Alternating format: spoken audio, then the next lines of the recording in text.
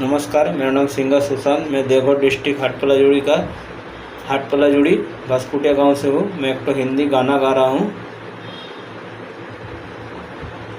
मुझे पीने का शौक नहीं, पीता हूँ गम भुलाने को। मुझे पीने का शौक नहीं, पीता हूँ गम भुलाने को।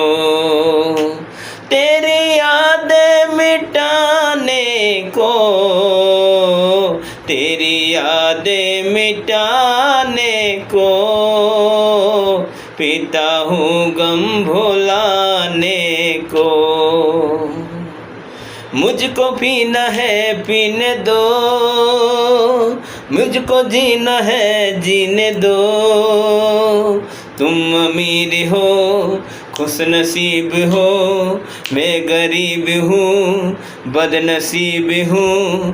पीने की जिसने अपनी सीने दो, मुझको पीना है पीने दो, मुझको जीना है जीने दो। नमस्कार।